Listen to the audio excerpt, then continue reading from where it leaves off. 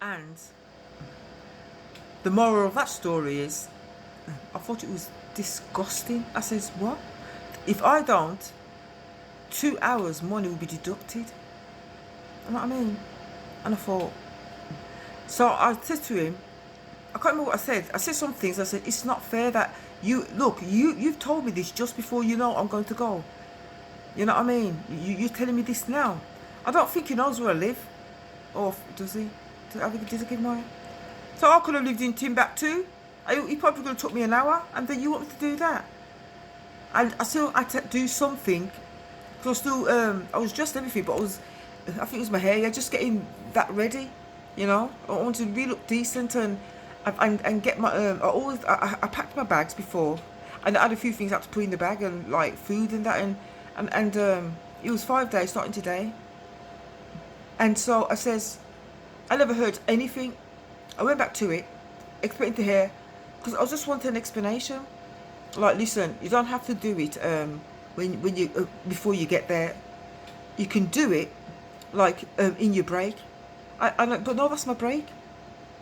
I always said that. Oh, you could do it on your way back home. I wasn't going to do it on the way there because I'm not going to bring no documents because I didn't know exactly what it was. And that only happens if you're working for a company direct. When I worked with them before, I didn't have to do that. You know what I mean? And you never asked for my what is it, card number or anything. Sometimes people forget, and that's fine. You know what I mean? But and you know what? I was so disappointed. I thought, unless it's genuinely mistake forgetting, but no. I just says forget it then. And the only thing I felt bad for was the court.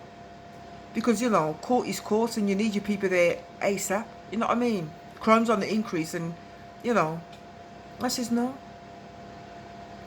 God is showing me something. Because I can't believe I'm saying, look, I said no to free. I can't believe I'm saying, I think he's instilling in me a sense of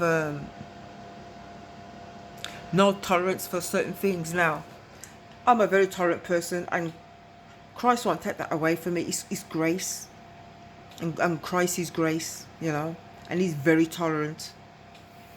I mean, look at the world and he's tolerant. So if anyone's tolerant, it's him. But there's certain things he wants me to put my foot down on, and that's work, in regards to work. You know what I mean? He wants me to put my foot down on that, and in regards to money.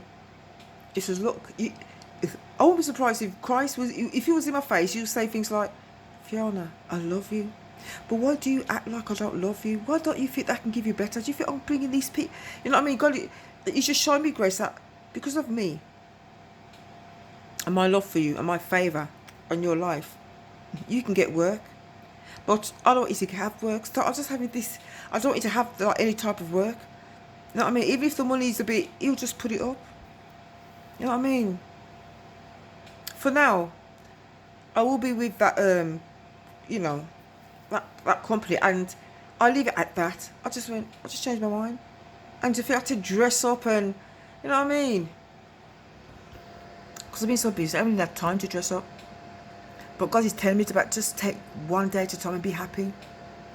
And I met this Christian online, and he was talking, and he's saying things like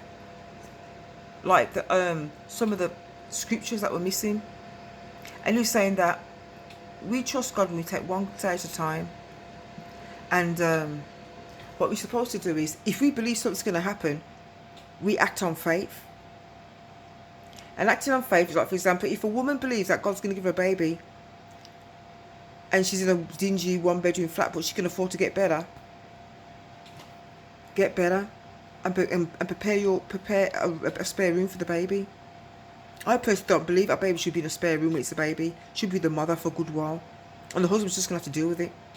I mean, that's why a lot of women put their babies. It's kind of become a norm now. And then you have cot that you can't, because when a mother will wake up, God is good. Because when I had my child, she was always with me, and God will wake you up just before the baby wakes up, and you breastfeed. And if the baby's breathing funny, you look over. You wake up. A mother would always wake up. You look. It's your responsibility. You look over the cot, and the head's probably moved a bit when the baby's a bit older. and you turn the head so that the nose doesn't press down. You know what I mean? And you look at that baby. I don't believe in putting a baby in a fucking in a room by themselves. You know, just because the husband can sleep. If you're gonna have sex with me, if you're gonna marry me, have sex with me, yeah, and want me to have your child, we're gonna have to put the child first, and we can bonk all night long in front of the child, because the child doesn't know any different. We can have sex. Oh, the baby's there. Put the baby in. You know what I mean? So ladies, just say no. I don't know why I'm going this. You see, I always talk off topic, but it's true. Now, I'll say no more about that job, and I won't say anything bad about them. And no, it's like forgiven. It's just like over, because I've got bigger fish to fry. You know what I mean? So if they was trying it, I think God just doesn't want me to have people walk all over me. You know? He's tired of seeing it. You know what I mean? Because I really want to do a good job. And so I Googled certain parts of the building and know where the toilets are, where this are, where that are, where that, you know what I mean? So when customers come out, you know, where and I can just be efficient, and then he'll be happy, you know. And I do my part, so I expect to be treated a little bit better. And if I'm not, I'll just go elsewhere. I'll just pull away. I don't have to email a bad message. The only one I put in a place is what is it? Job centre. You know, because someone told me this that worked there, and there's things on YouTube and people coming out. This was back in the day. Back in the day, you know, coming out about how the job centre is and how they're trained not to even smile at you sometimes, and not to, but I think some people just broke the rule because it's ridiculous, and to treat certain white people, they put first in giving them everything. Second is Asians. Third is black. You know what I mean?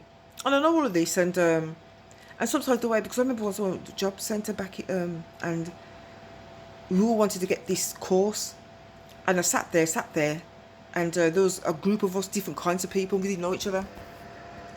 So even though I came and others come before some of the whites, they says, oh look, we're just going to go according to certain criteria, so don't worry. And I thought, oh alright, because I was naive a bit. And they called all the white people, they gave them. They called 2 black people, and it was like, you are going to be first in line if there's any spaces left. They called the Asians, and they gave them. And they called me, and they didn't give it. And I says, look man, you're wasting me right time. You told me to come here. I said, yes, but no. And then they were talking, and talked on, and I said, look, you didn't tell me that it's going to be done this way. You said you had more than enough, and they did. You know what I mean? I met somebody who I knew, a white person, and she was talking about it. And it says, oh, I didn't see you there. It says, oh no, I just came back. So that because they says any time it comes up again, you're the first. And I don't know about the other blacks that, you know, was on reserve. And it says, you went there, and it's the same job centre, you know. So people say things to you, but then you see it. So I've got no time for their bullshit. I've got no time for their bollocks, you know. So it may not be that way in every job centre, and things may have changed, you know what I mean. But when I went to do my SIA, I went there, and one of the women that really liked me, she goes, don't worry, we got, and she looked over, she goes, we've got it, you know what I mean. And I talked to her, see if we can get you on it, and she goes, don't worry, oh God, it's all gone. And I could tell that she was lying, and I could tell that she didn't want to say it. I didn't quite understand it. And then I kept going there. That's what I kept saying. I want to redo my SIA.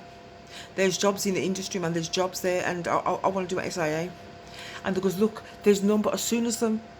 And then I went, and I came, and I said to myself, I'm gonna. No, they sent me once, ages ago, to this one, and the man was so like a tyrant. A lot of people walked out, and I told about it. You know what I mean? And lots of people still went there, but there's like and he was so unfair.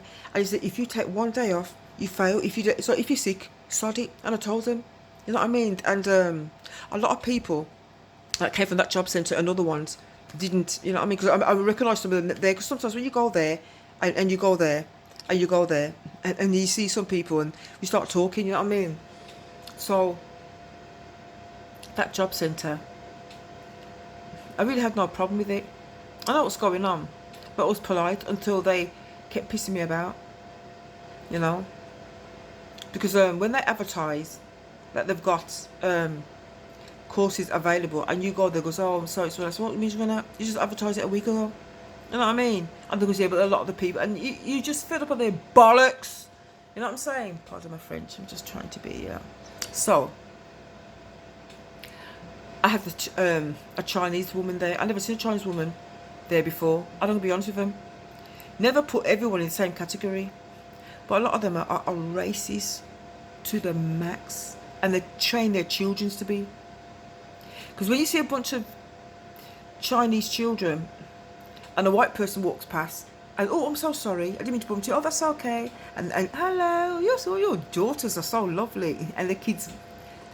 And then you do the same, and you say sorry, and the woman kind of like, you know, and the kids. Children are not born racist. They're taught it. They don't know. They don't understand. You know what I mean? That's a fact. They're taught it. And I saw it in them. And I still complimented them because I know that oftentimes the children are telling their mother. You know what I mean? Because in China, they've got these museums where they put monkeys next to dark-skinned people, say that this is where they originate from. I should laugh. I'm serious. It's the irony of it. It's the cheek of it. And these three white men, they're scholars or whatever, they're discussing it, and they says it is disgusting how they treat. And then they have Chinese people dressed up as black people, and this beggingly, mocking us, saying that this is how we are to the whites, and anyone that is white and bright, that's what we're like. That is because that is our position. Oh, they don't know any better because they're not very civilized. But there are some nice ones. That's why you never say never, but a lot of them are. You know what I mean? And it's funny because a lot of them are living in Africa, married to Africa. You know what I mean? I like to throw these things and give a little history because a lot of people don't know this. You know what I mean? So, and when I was working at a venue that I used to work in often, me and this black guy was working there, and we were just, we were searching tickets and bags. And I don't know what it was, but it drew the attention of a lot of Chinese people. I thought, oh, that's nice. You know, we've got a lot of different kinds of people coming in. And when they saw us, it's like, oh, fucking hell, they're bloody churchillers. So they come in like their bag like that. And I goes, okay, I'm just going to, I just didn't give a shit. I says, and I'm laughing because it's silly. You pity them. Yeah, I pray for them. I pray for you, honey. So I says, I'm just going to search your bag. You know what I mean? Okay, and looked in it and that, and they like, and they just took it, and they went, and I could tell they didn't want to come to me. And then the guy went on a break, and the white guy came, and they all went to him. There was a lot of queue, and then he looked at me. He couldn't understand it, and so it's like, oh, don't go to that black girl. I said, okay, folks, ladies, gentlemen, can you please come this way? Because the film's going to start soon, you know, and we don't want you to arrive later. Then some of them started coming quicker now, because when you say that, and then they started being a bit nicer, because I was nice, you know what I mean? Because they do it in front of your face, and they think we're so lowly. Even when we are disrespected and despised, we love it. We just don't give a shit, you know what I mean? So give them what they want, but it's good customer service. So the black guy come back, and some of them come in late, and one of them came over to me. They dashed the bag on the floor. Just searched my bag. He goes, open your zip. And this man is a gentleman. He is so. If I swear, he says, Phil, don't swear. He's such a gent. I don't know why they think we're uncivilized. He's such a gentleman. He really is. And and the woman goes, oh, you got to open. He goes, open your zip. He says, open your zip.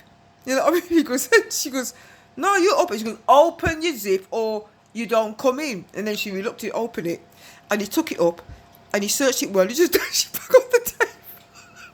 He dashed it back on the table. You know what I mean? And she looked like, yeah. And he goes, hurry up. And he's not like that. He's just, the racing was so bad. You know what I mean? But you know, you got to pity them. My dad always says, racist people are depraved. And he's right, so pity. He says, pity them. I love my dad. He just laughs at it, you know. And I'm like him. And it all depends. If you mess with me in a certain way, it's game over. You see the side of me. You know what I mean? So, this is part 2. The microwave. Why the microwave? Because the microwave, we thought it was good for you. And the microwave would save us time. And the microwave would help eat our food, heat up our food quicker. And the microwave is so convenient, and we can trust the microwave. Hardly anyone has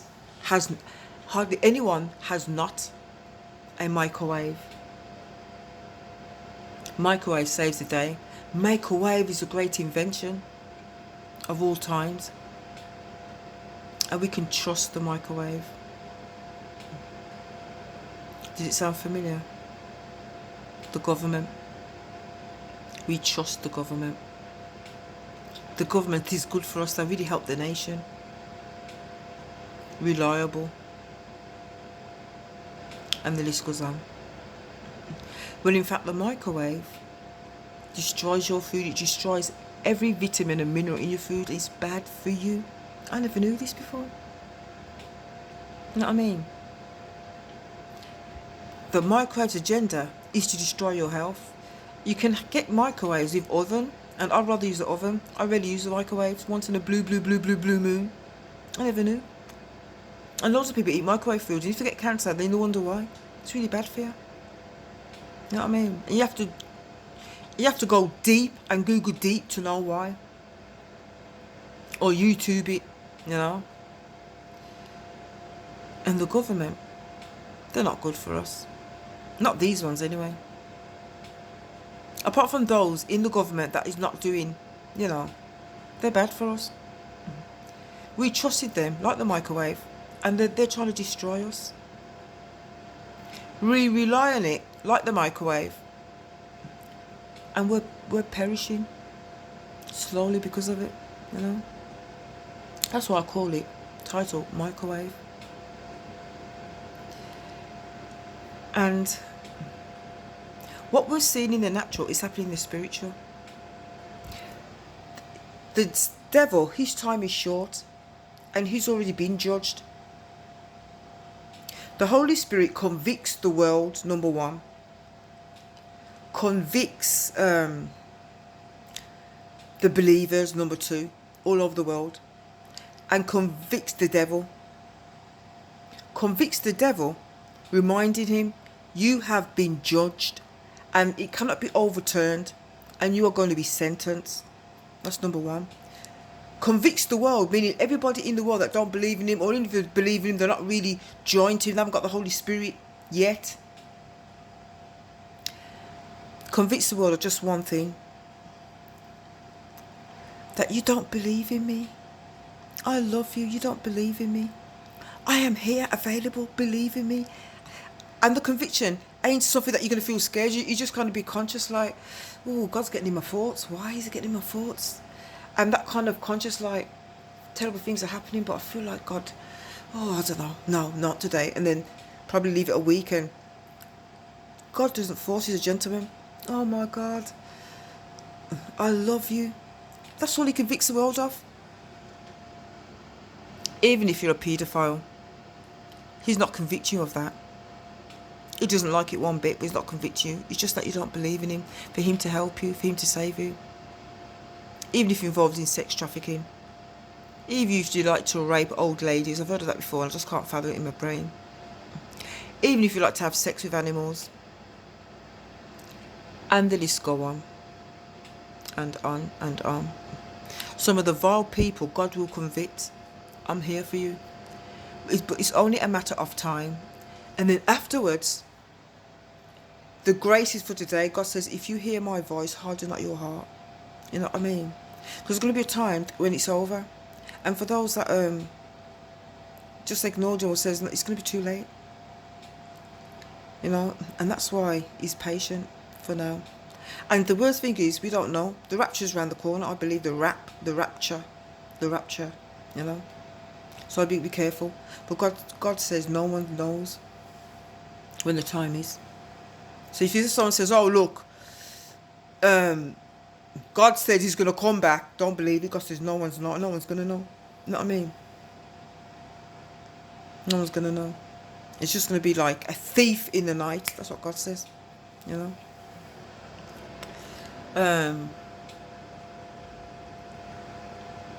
Something to think of, her. Now, he convicts the believers like me of our righteousness. And this is what I mean. God says, every single human being, this goes out to every single human being, our righteousness is like filthy rags. In the Jewish term, it means dirty, filthy, soiled sanitary towel that a woman uses when she's on a menstrual. And you know, when the blood it dries, the stink and smell. No matter how good we are or think we are, all of sin have come short of the glory of God. So when he comes into our life, we have his righteousness, only his. So even though we mess up and sometimes we still find our bad habits, as far as God's concerned, we are justified, we are righteous just like Christ. And I think, Jesus, really? And he's not a liar. We are righteous, we are holy just like him, just like we have to work it out. Work it out, righteousness, work it out. Not work it out our one, but work it out in the means of we have to just hold on to what he says. So sometimes we walk around condemning ourselves thinking, oh, God just swore at this person and he says, you're righteous. Bring your cares to me. And he tells us, be careful how we speak, you know. But when he talks to us as the Father, he's so loving, he doesn't whip us. You know what I mean? I could say so much about that, but I'll leave it for now. So Satan's on the warpath, and his time's soon, because he's been judged, and he's angry. And when he looks at us and the demons, all they see is the glory of God. That's all they see. Because God says he made us in his image and his likeness. Yeah? That's what he said.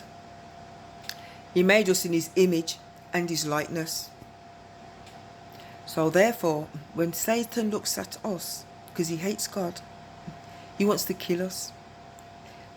He hates us so much. So what's happening in the spiritual is happening in the natural. It happens in the spiritual first. That's why you're seeing all this madness and mayhem. And last year, I felt an overwhelming sense, even though I never knew my dreams was connected to, I knew it was connected to some evils happening in the world, but not to the cough. And obviously I never knew the cough was going to, nobody knew. You know what I mean? Even when that man says to me, the government were demonstrating, trying to kill the people with a virus. What virus? I didn't know what they were talking about, but I knew it was serious because they were demonstrating. When do you see Chinese demonstrating in Britain? I don't, ever. First time in my life. And I'm over half a century old. You know what I'm saying? Not even in London. You know? So I was shocked. But I didn't understand. I just kind of did my work. You know? I had an intense desire to go on YouTube and talk about my dreams. And this started in 2019. Probably between August or September. Yeah, September onwards. And it came to me on and off, and I says, when I get the time to do it, and I don't know what it means, but I just feel that I should tell people, because something bad's going to happen to the world, and at least the younger generation, like when we're old and grey, it's going to hit them. You know what I mean? Because I didn't think it coming out of time, so it was really for, and not only that, and just to show people how much God loves them. So it's for everyone really, but a lot for the young, you know. And I had another thing in my heart. I really wanted to encourage men. Now it's funny because when I was doing my first YouTube videos, I was encouraging everybody, but then I really wanted to target women towards the end. I didn't get the chance because of my circumstance, and which was very, you know. And but it was, when was it? I think it was the same month, going down. I wanted to, something just came over me. And I said to myself, men haven't got a clue how glorious they are. That's why they're always angry. Men haven't got, and this is not talking about, no, this is talking to all men, apart from those that know how glorious they are. But not in a sense, meaning that all men are like that, yeah? So let's get that straight. But I just said it plural, I just said it for all.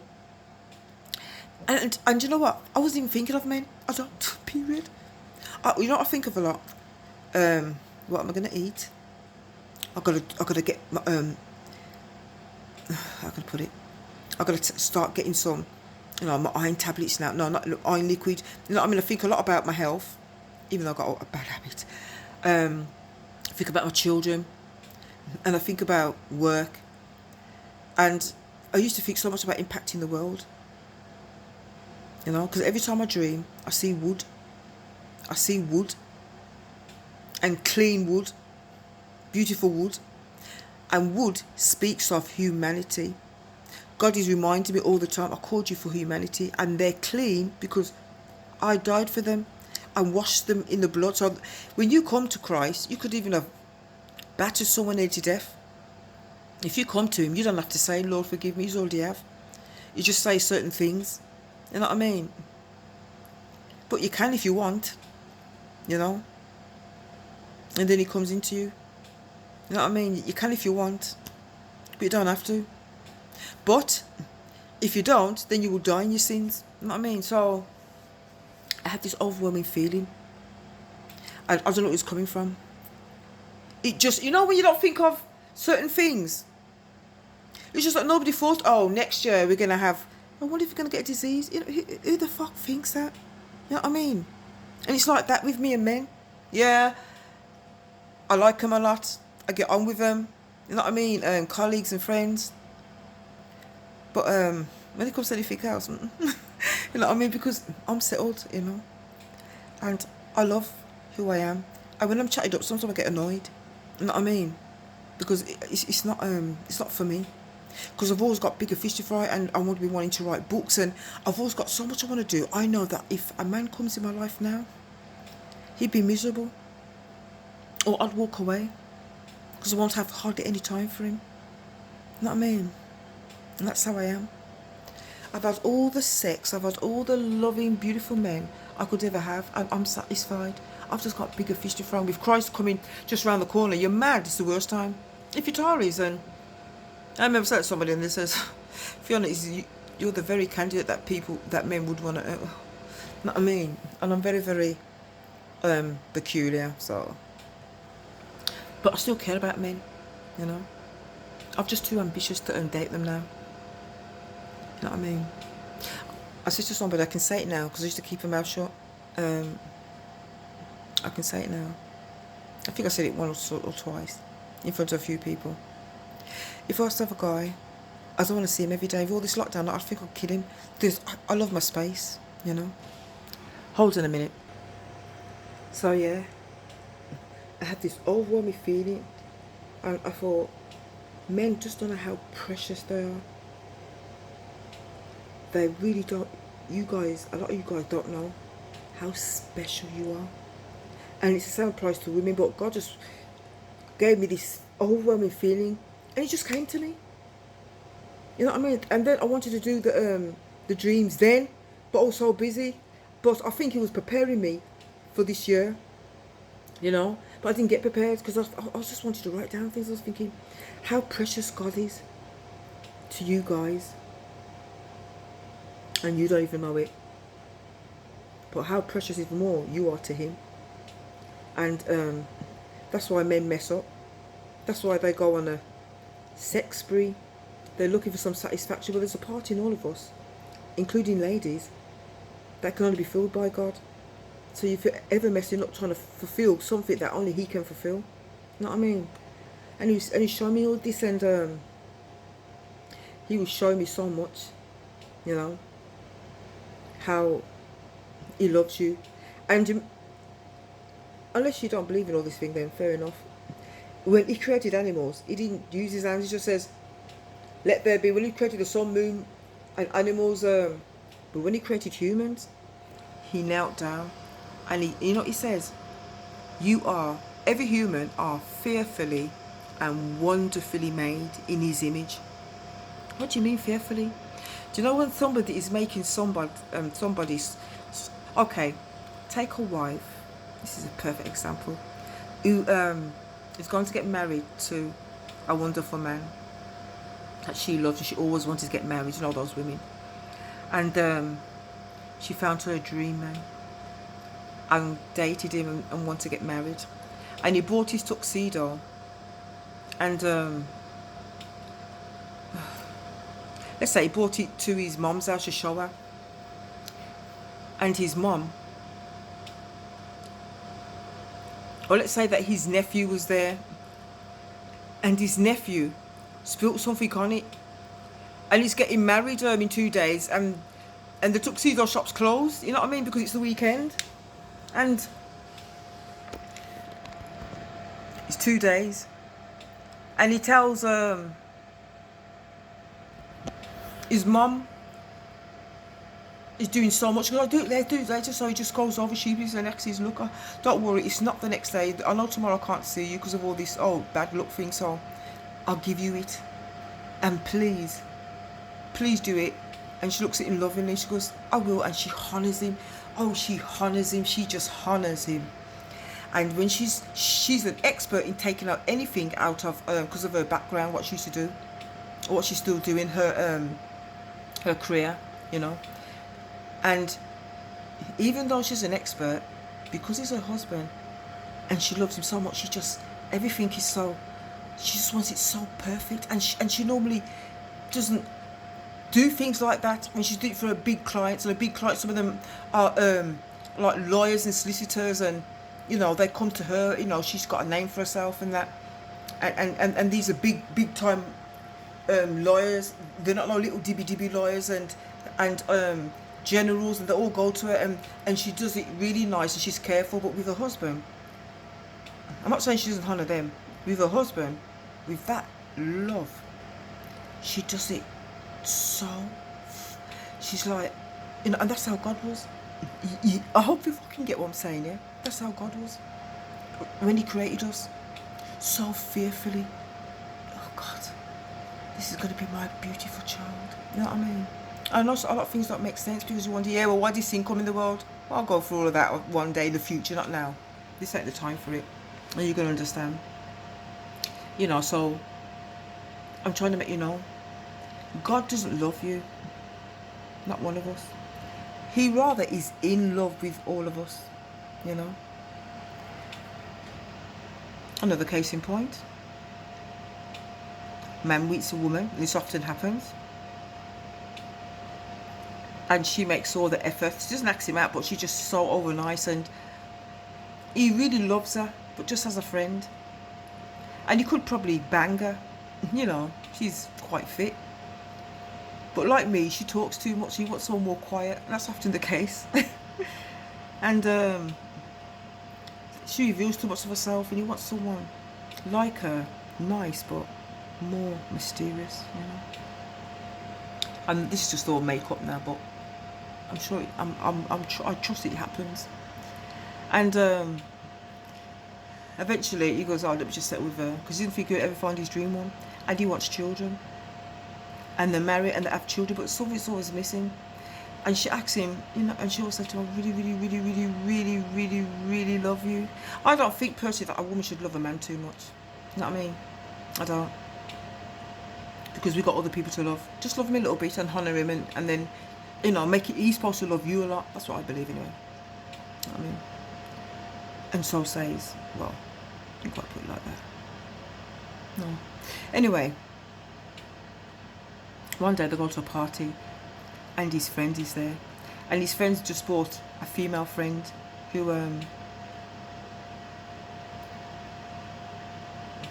because you're supposed to be a partner, and he just broke up with you, so just bought a female friend. And when the other man takes one look at her, the wife turns around, she thinks so much, she turns around, she speaks to him, and she goes, and then she watches from a distance, and she knows, and he can't help it. She knows. It's love at first sight. That's the one he's been always wanting. And then she gets insecure and tries to do things, and it's just too late. He's in love with her, but he loves her, but he's in love with her. That's God. In love with you, yeah. Now, I've gone off topic, and this time I won't. I'm going to stop it now, And I just want you, it's important that I tell you about the love of God first. Let that nourish your soul. Yeah? If you're listening. And some of you would have probably turned off early. I'm going to, got still some papers on my finger bob. I've got to, no, I can do that tomorrow. It's only a few things I've got to do. I'm going to go straight into it. No, I'm going to send that one, the first one. I'm going to send this one. And then I'm going to do the second one because I'm going to meet now. You know what I mean? And you'll be alright. No matter what I tell you, just hold strong, yeah?